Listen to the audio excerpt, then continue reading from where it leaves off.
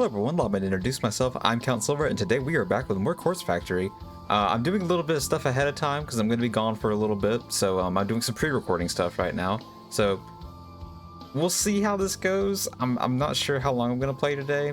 I'm hoping at least 30 minutes, but we will see. It's really going to have to draw me in because it's late right now, and I can't lie to you guys, I'm quite sleepy. But I'm excited to see where this goes from here. We had a lot going on last time.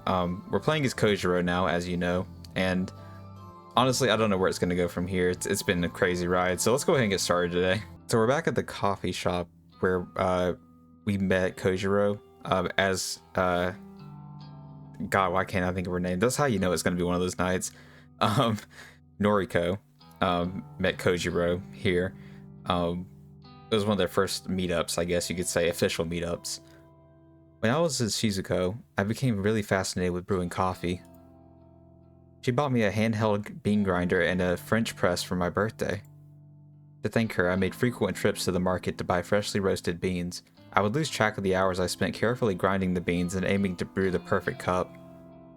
I'm assuming Shizuko is his ex-girlfriend, maybe? But Shizuko never enjoyed coffee, never had a taste for it. I didn't give up. I kept refining my technique, kept experimenting with different beans and roasts in an attempt to craft something she would find palpable. She died and I threw the French press in the trash. Okay, that really just dropped that one on us, why don't you, Kojiro? I just visit the cafe now for my morning coffee. I donated the handheld grinder to this cafe. More specifically, I gave it to the cute waitress here. Maybe it was callous of me to disregard the gift that Shizuko gave me. It should have torn me apart to throw away something that symbolized what we had together. But 3 years isn't so important in the grand scheme of a lifetime.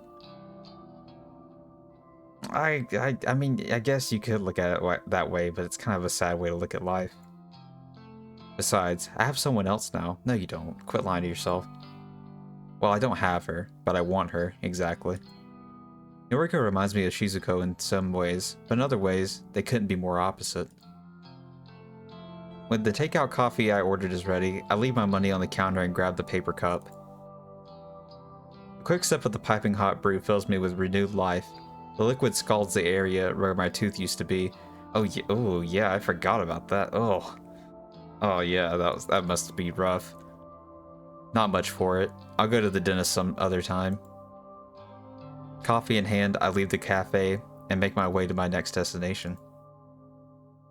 Where are we going from here? The library? Public libraries don't get the credit they deserve in this age. They're quiet, calm, soothing.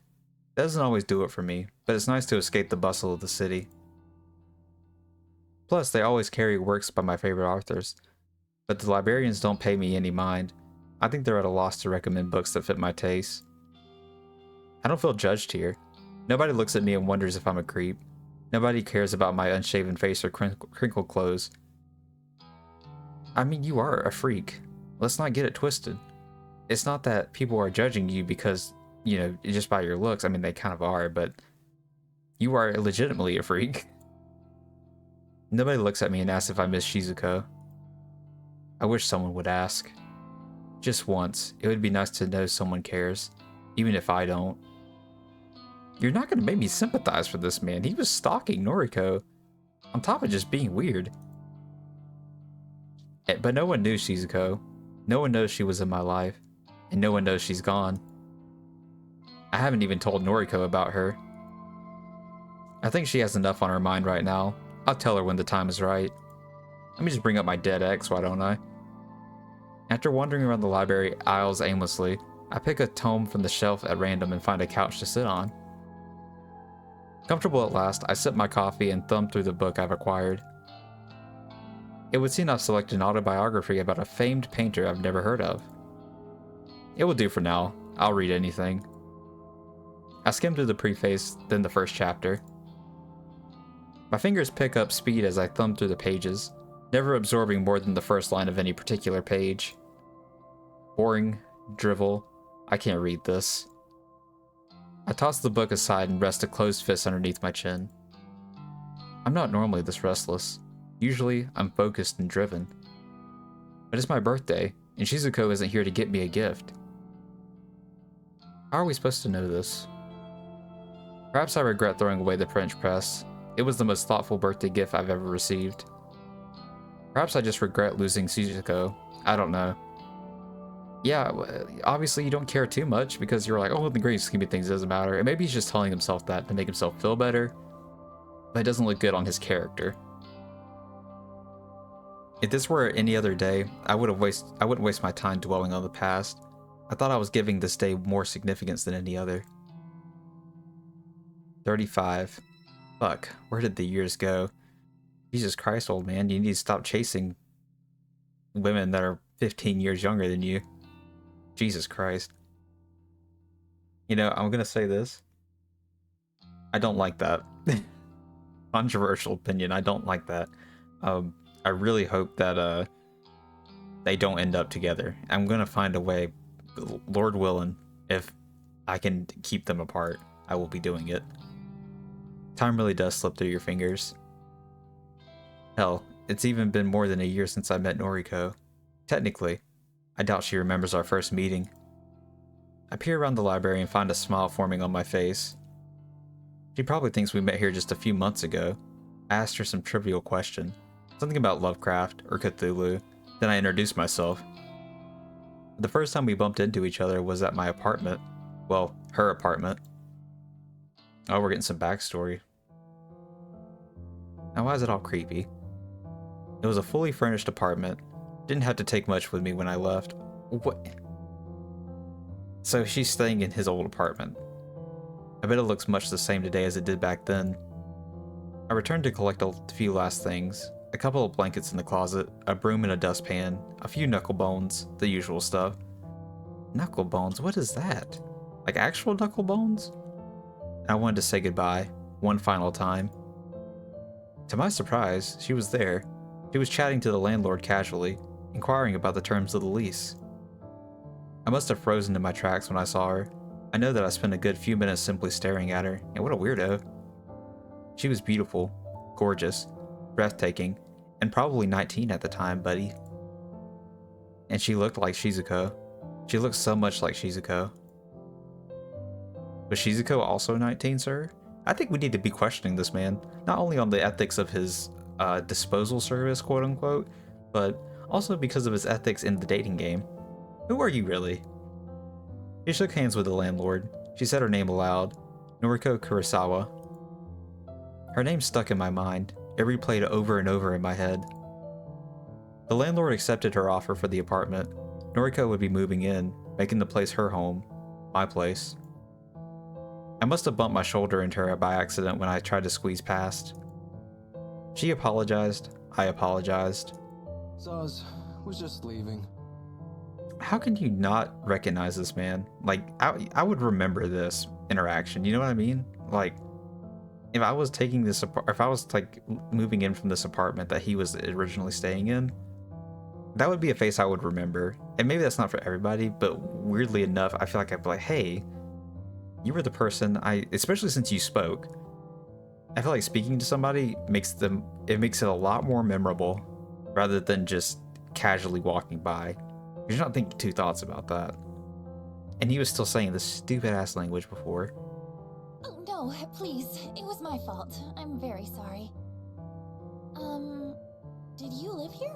And it was an extended conversation, which makes me like, it makes me not believe it even more. Yeah. I see. Thank you for taking care of the place. I'll be moving in soon. I see. Did you like it here? This is too long of a conversation to not remember. Yes, very much so. It was home. I'm glad. I hope that I feel just as comfortable here. Newsflash, she didn't. Well, I mean, technically she did. It's like her safe haven, kind of. I nodded, and didn't pull my eyes from her face. She walked away after gracing me with a polite bow.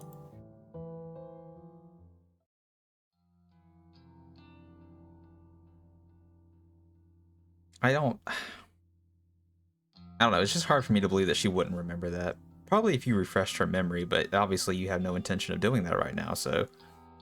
Because then it would be weird. It's like, oh, you just happened. She would like put. I feel like she'd put the puzzle pieces together there.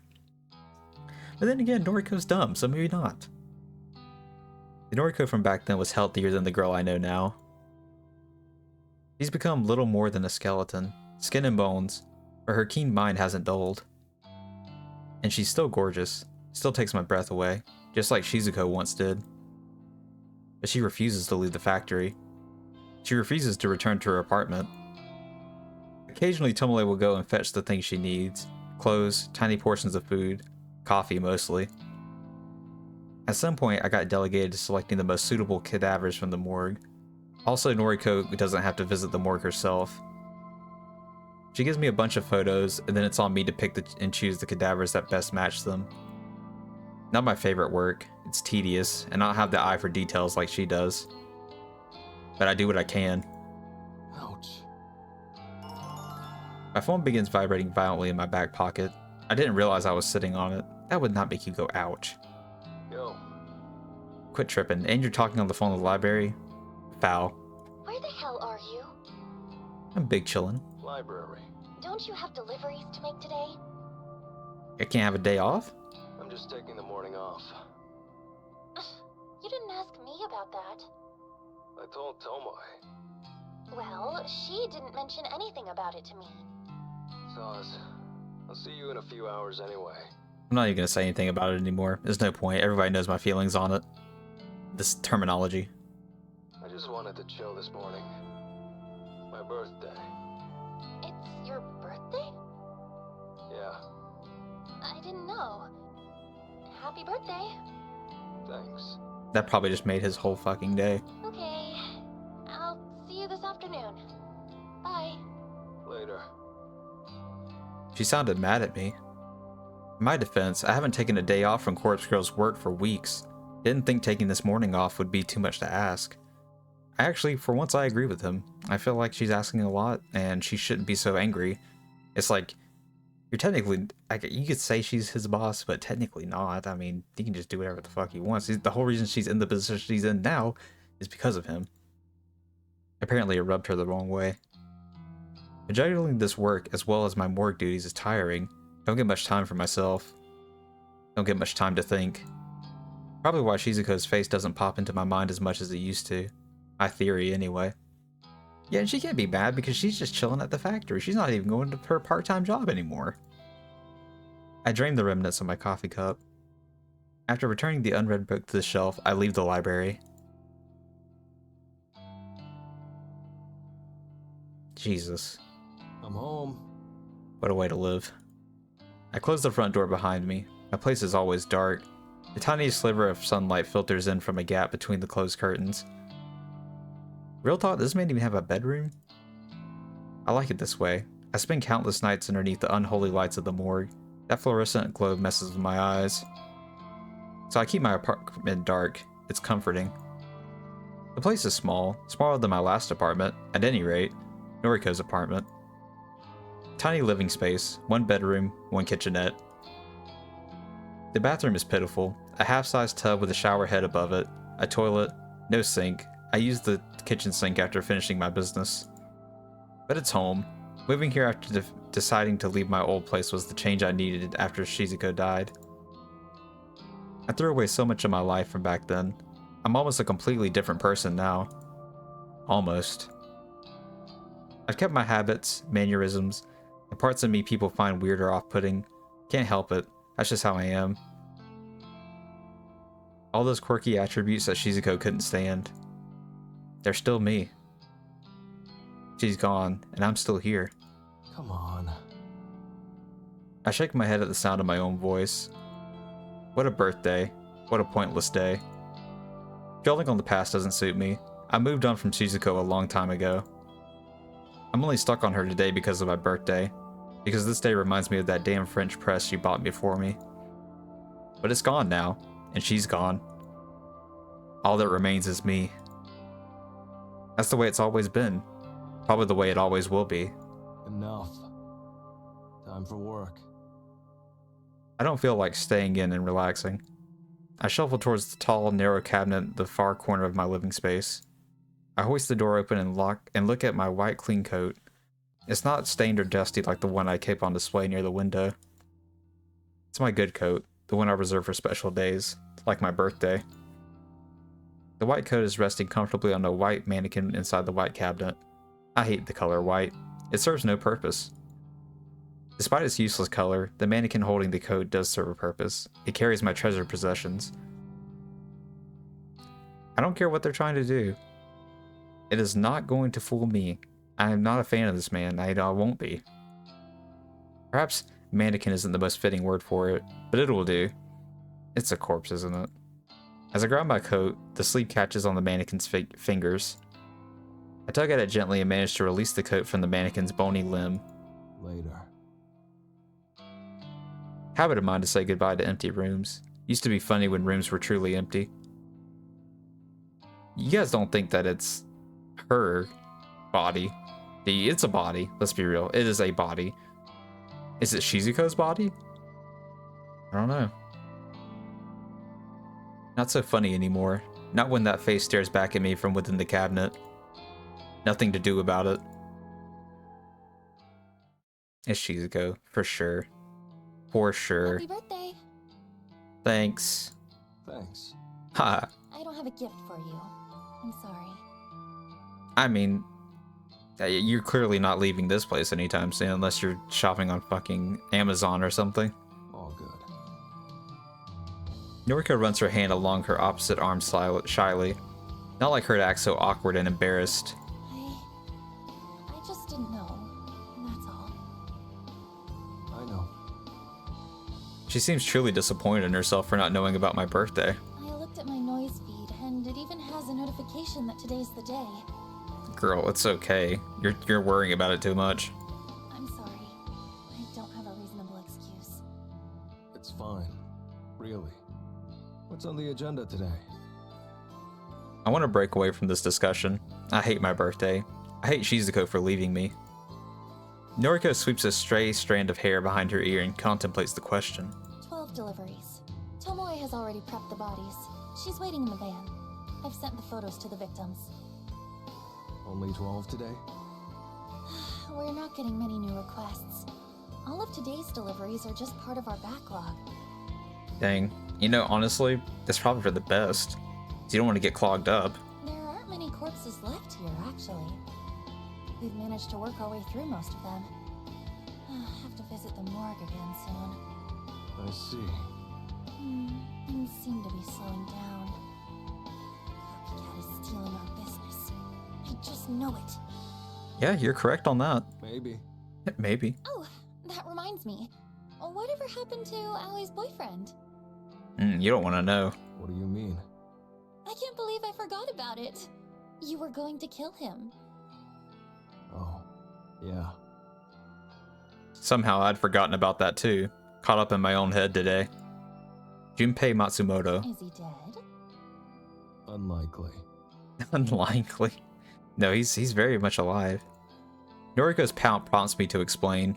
Heard him good, but Aoi arrived before I could go further. Shit. Did she see you? Yeah. Damn. She doesn't know me though. I suppose. But Junpei knows you, which could be a problem. Wait. You didn't hurt Aoi, did you? The tone of panic in her gasping voice is impossible to disregard. Of course not. Aoi's innocent, you know? She can't get caught up in all this. I don't believe that for a second. I know. I'd never hurt a friend of Noriko's. Unless they hurt me first. Self-defense or something. So, what do we do about Junpei? If he's still alive, he knows that you're involved with the morgue and with Corpse Girl. He already knew that to begin with. Don't know. Actually, he did say something interesting. What did he say? I quote, "Every person targeted by the human removal service is removed by the Herald's hand." End quote. You really don't have to quote it, but The Herald? Who the fuck is when the that? whole sentence is a quote, you don't have to quote. Did you mishear? Was it supposed to be Gerald? Noriko, don't fucking take me for a fool. What the? Is it supposed to be Gerald? Who the fuck is Gerald? Apparently some prophet. A visionary. Junpei says he's immortal. Immortal? You're not serious. Yeah, that's what he said, not me. Every killing is carried out by him personally. What the hell? How is that even possible? How can someone kill so many people without getting caught? I shrug. My tongue subconsciously licks the gap where my tooth once was. Guess he's good. Ugh, what a pain in the ass. Anyway, I'll take care of those deliveries. Thanks. I'm going to try and dig up something. Dig up? Not literally. Information. Online. Had me excited there for a moment. Don't worry. You'll be the first person I tell if I decide to go digging up bodies. Thanks. Why is he trying to play it like he's cool? I don't get this. Okay, I'm about to say something controversial once again. He was a much more interesting character when I thought there was a purpose for him collecting the bodies. But that's just completely thrown out the window. Pretty much Act 1 is just gone, and now it's just like, oh, I just have a little crush on Noriko. Like, God, dude. I already knew that, but like, now you've taken away the only thing that made him an interesting character for me personally. I throw Noriko a lazy wave and take my leave. Because everything he does now is just to get in her pants, you know? You finally good to go? Yes, ma'am. Yeah. Good. I want to get this over with. Okay. Oh, happy birthday, by the way. Thanks, girl. Thanks. It's funny to think that Tomoe knows about my birthday.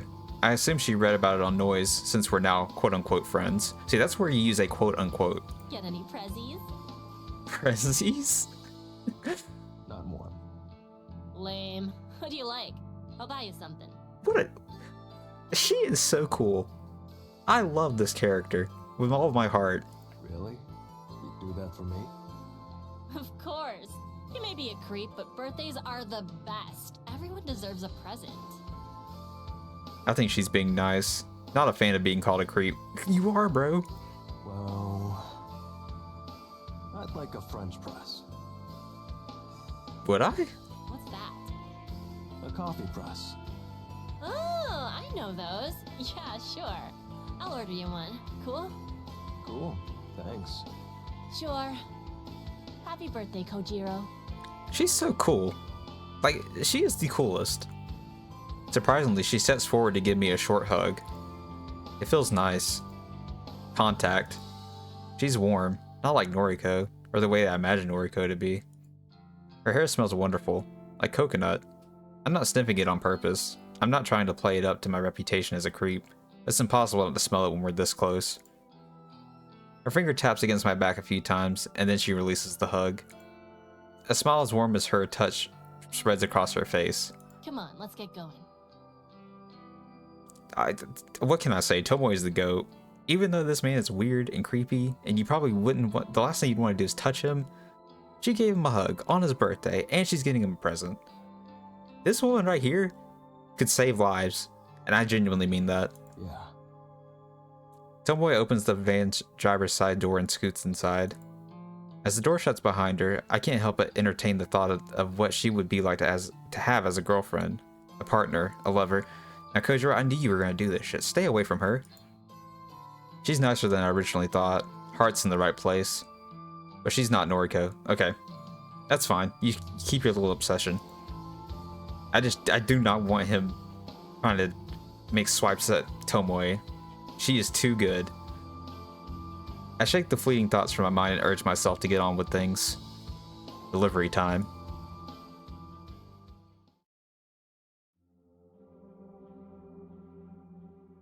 The next day, I assume. Morgue duties have felt mundane lately. Boring, pointless. Lots of things I'd rather be doing. I had to come in early today thanks to an influx of deceased patients from the hospital. Bodies get passed through the hospital halls and land in my lap, unceremoniously. They need tagging, need to be added to inventory, need to be stored. Cadavers are needier than some people. Don't know where I'm going to store this lot. Running out of room in this place, only a handful of cold chambers still available. I don't know how many people are dying, to be honest. Like, I know a lot of stuff's going on with their corpse service or whatever on both ends, but you're using bodies and there's still more? Like, good lord.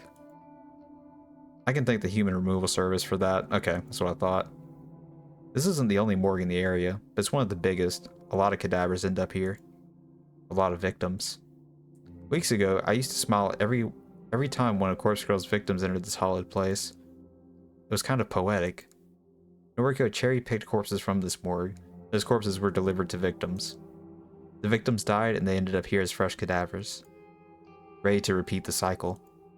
It was beautiful, the circle of death. Now, it's rare for Corpse Girl's victims to arrive. More common are the victims of the human removal service. At least, that's my speculation. When multiple homicide victims arrive on your doorstep every day, it's not hard to piece things together. Lacerations, dismembered limbs, rope marks, bludgeoned skulls. Damn, they are going in on these people. Myriad mortal wounds inflicted on the flesh. I always suspected Corpse Girl's copycat was behind the sheer amount of deaths raging across Tokyo. Seeing the fruits of the copycat's labor firsthand has convinced me that we're not dealing with simple suicides. And Junpei Matsumoto's words still ring clearly in my ears. Our herald. He carries out all the killings personally. It all adds up. Corpse Girl has truly met her match. While the human removal service continues to claim countless lives, Corpse Girl's success is rapidly declining. Much to Noriko's chagrin. I'm assuming that's chagrin? Corpse Girl has become so well known that the general public no longer fears her. Like a figure from folklore or a fictional character, everyone knows the name of Corpse Girl, but only the truly gullible believe she can kill people. I call it the Bloody Mary effect. If someone is predisposed to believe in a horror entity, they will convince themselves that said entity truly exists. I'm sorry, I had to sneeze. When targeted by Corpse Girl, such a person will succumb to suicide in an attempt to escape a potentially more grisly fate. In reality, they simply play right into the trap that Corpse Girl laid for them.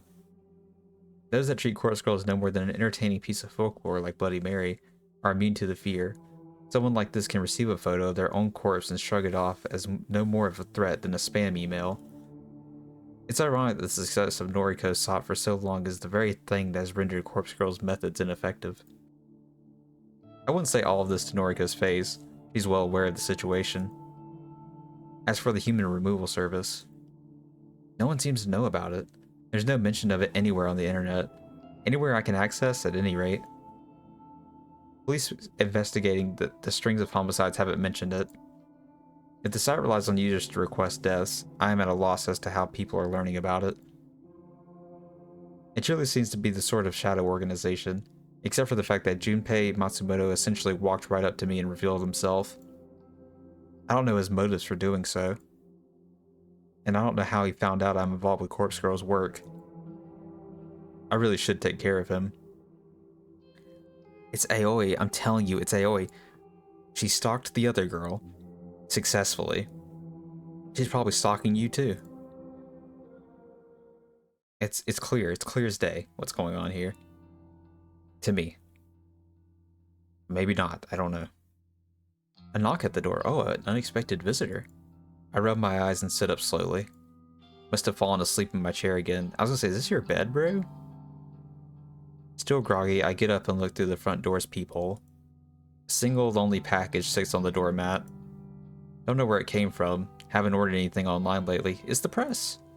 I swing the door open and pick up the plain brown parcel. Something rattles inside. Bringing it indoors, I slip my thumb underneath the packaging tape and tear it open. Nestled on a bed of packing foam is a white box adorned with the image of a French press. A coffee maker. Tomoe. That's right, this is a gift from Tomoe. She really bought me a birthday gift. Something I truly wanted. My friend, Tomoe. After putting the package down, I retrieve my phone and open up Noise. You see, I mean, like, now you guys are, I guess you could say, officially friends. I hate how he does this. Thank you for the birthday present. You got it already? Just now. It's a good brand, too. Sweet. Glad you like it. Maybe I'll brew you a cup one day. Haha. Yes, please. Extra sugar. You got it. Tomoe doesn't send a follow-up message. I take that to mean the conversation has expired. Yeah, you got it. That's not gonna extend the conversation, buddy. It feels good that she did such a nice thing for me. Almost forgotten what it's like to have someone care. Pity she has a boyfriend. Never stops going on about him. Regardless, it doesn't matter. I shouldn't misconstrue a kind gesture as affection. She was simply bestowing a birthday gift. Yeah, she thinks you're creepy, bro. I'm sorry, you're cooked. You're not getting anywhere with that. Something most people would do for a friend. Something Noriko didn't even attempt. Well, that shows you how much she cares about you, truly. You're just an object for her, bro. I'm sorry. I don't know how to break down Noriko's barriers. Been trying for a long time. She just never seems to warm up. Brew her a cup of coffee, bro. That'll get her. Maybe chasing her is a lost cause, yes sir. But I'm tired of being lonely. I'm so tired. Noriko, Tomoe, I don't care. If either of them would accept me, I would give them everything I am. I just don't want to be alone anymore. I'm not gonna feel bad for him. I'm sorry. I am sorry. I'm not feeling bad for him. I think we'll stop there for today. I wanted to get to at least 30 minutes of game time, but I've got to go to sleep. So thank you guys for being here. Thank you so much for watching. As always, you guys know I love and appreciate every single one of you. I'm glad that you were able to join me today. I will see you guys on the next one. I'm going to try to record some stuff ahead of time, so that way while I'm gone, there will still be content coming out for you guys. And I hope you guys look forward to it. I'm going to be trying to be active on social media. Probably won't be, to be honest, but I will try my best. And I'm looking forward to seeing you guys again soon. Jesus, it's so late. I don't even know what I'm saying. I do know I'm going to say this. I love and appreciate you guys, and I appreciate you guys being here. As always, this has been Obediently Yours, Count Silver, signing off.